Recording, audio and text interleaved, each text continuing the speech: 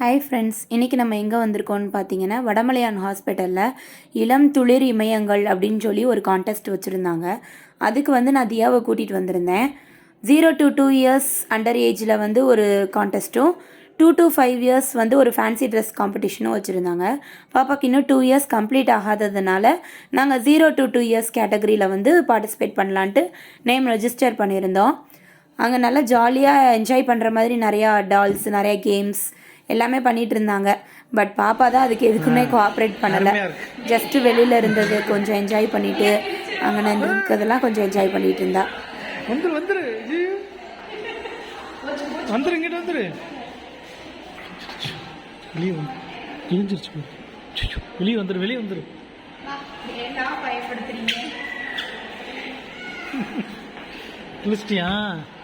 கிழிஞ்சு வச்சா சுச்சு வந்துரு போயிடலாம் வா.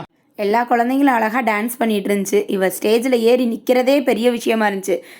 கடைசியில் நின்னா, பட் ஒரு ஸ்டெப் கூட போடலை.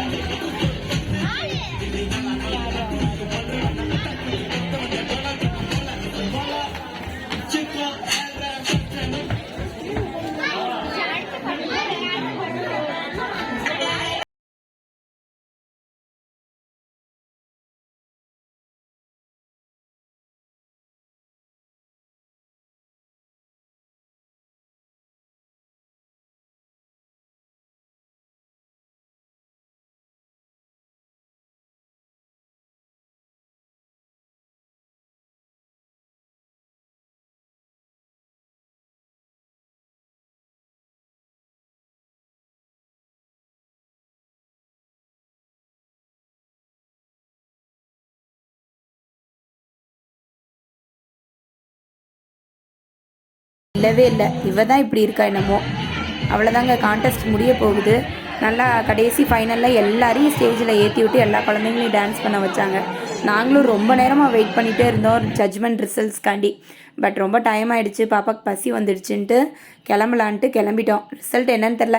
கண்டிப்பாக பாப்பா எப்படி அண்டர் வெயிட்டாக தான் இருப்பாள். ஏன்னா அவங்க கால்குலேட் பண்ணது 0 to 2 ஏஜ் கேட்டகரியில் வெயிட்டு வெசஸ் ஹைட்டு ரெண்டும் ஈக்குவலாக இருக்காங்களா, கரெக்டாக இருக்காங்களா அப்படின்றத வச்சு தான் ஜட்ஜ்மெண்ட் பண்ணியிருப்பாங்க. இந்த நடைய பார்க்கணுமே, என்னமோ ஃபர்ஸ்ட் ப்ரைஸ் வாங்கிட்டு ஒரு வீர நடக்கிற மாதிரி நடந்துட்டு போனாங்க. அவ்வளோதான், முடிஞ்சிச்சு. ஜாலியாக என்ஜாய் பண்ணோம். பட் ஜஸ்ட்டு சும்மா பாப்பாக்காண்டி ஹெல்த்து இதெல்லாம் செக் பண்ணலான்ட்டு தான் கூட்டிகிட்டு போயிருந்தேன். நல்லா பிள்ளைங்க என்ஜாய் பண்ணாங்க. அதுக்கு ஒரு சர்டிஃபிகேட் கொடுத்தாங்க, அப்புறம் ஒரு கார்டு கொடுத்தாங்க மாஸ்டர் ஹெல்த் செக் பண்ணி.